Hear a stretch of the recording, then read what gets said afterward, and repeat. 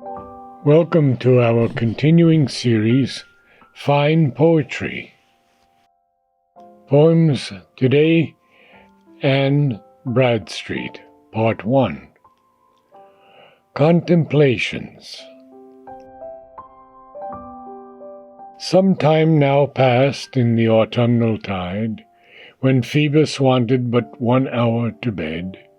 The trees all richly clad, yet void of pride, were gilded o'er by his rich golden head. Their leaves and fruits seemed painted, but was true of green, of red, of yellow, mixed hue. Rapt were my senses at this delectable view.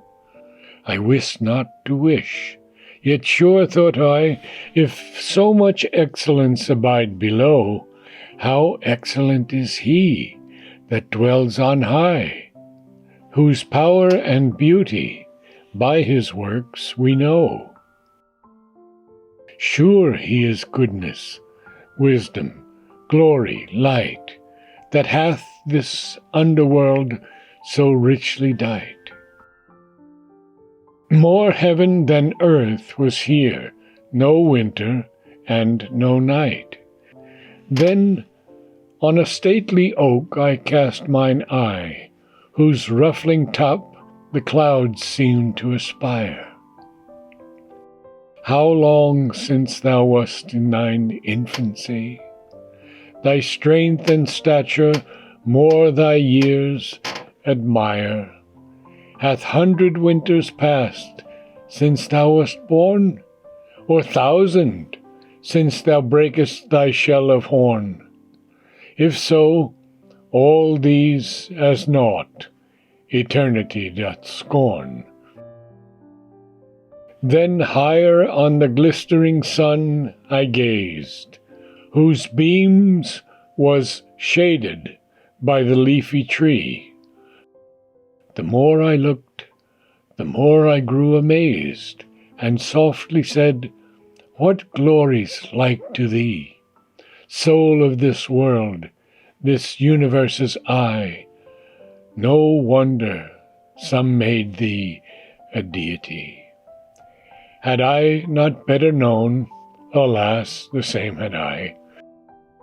Thou as a bridegroom from the chamber rushes, and as a strong man joys to run a race, the morn doth usher thee with smiles and blushes. The earth reflects her glances in thy face.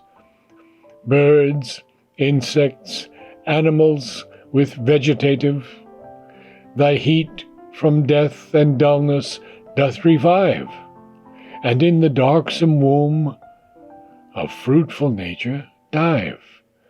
Thy swift annual and diurnal course, thy daily straight and yearly oblique path, thy pleasing fervor and thy scorching force, all mortals here the feeling knowledge hath. Thy presence makes it day, thy absence night, quaternal seasons caused by thy might. Hail, creature full of sweetness, beauty, and delight! Art thou so full of glory that no eye hath strength thy shining rays once to behold? And is thy splendid throne erect so high as to approach it can no earthly mold? How full of glory then must thy Creator be, who gave this bright light luster unto thee. Admired, adored, forever be that majesty. Silent alone, where none or saw or heard. In pathless paths I lead my wandering feet.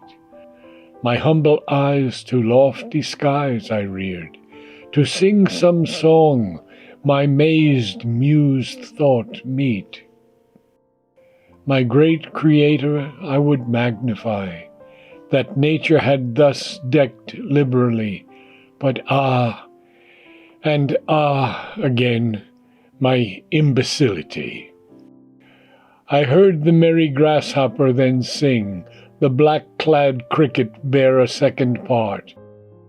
They kept one tune and played on the same string, seeming to glory in their little art. Shall creatures abject thus their voices raise, and in their kind resound their Maker's praise, whilst I, as mute, can warble forth no higher lays? When present times look back to ages past, and men in being fancy those are dead, it makes things gone perpetually to last, and calls back months and years that long since fled. It makes a man more aged in conceit than was Methuselah or grandsire great, while of their persons and their acts his mind doth treat. Sometimes in Eden fair he seems to be. See glorious Adam there made Lord of all, fancies the apple dangle on the tree, that turned his sovereign to a naked thrall, who like a miscreant's driven from that place to get his bread with pain and sweat of face, a penalty imposed on his backsliding race. Here sits our grand dame in retired place, and in her lap her bloody Cain, newborn. The weeping imp oft looks her in the face, bewails his unknown hap and fate forlorn. His mother sighs to think of paradise, and how she lost her bliss, to be more wise, believing him that was and is father of lies. Here Cain and Abel come to sacrifice fruits of the earth, and fatlings each do bring. On Abel's gift the fire descends from skies, but no such sign on false Cain's offering. With sullen, hateful looks he goes his way, hath thousand thoughts to end his brother's days, upon whose blood his future good he hopes to raise. There Abel keeps his sheep, no ill he thinks. His brother comes, then acts his fratricide.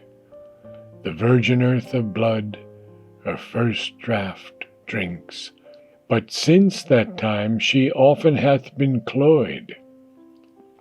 The wretch with ghastly face and dreadful mind thinks each he sees will serve him in his kind, though none on earth but kindred near then could he find, who fancies not his looks now at the bar, his face like death, his heart with horror fraught. Nor malefactor ever felt like war, when deep despair with wish of life hath fought, branded with guilt and crushed with treble woes, a vagabond to land of Nod he goes. A city builds, that walls might him secure from foes. Who thinks not oft upon the fathers' ages, their long descent, how nephews' sons they saw, the starry observations of those sages, and how their precepts to their sons were law, how Adam sighed to see his progeny clothed all in his black, sinful livery, who neither guilt nor yet the punishment could fly.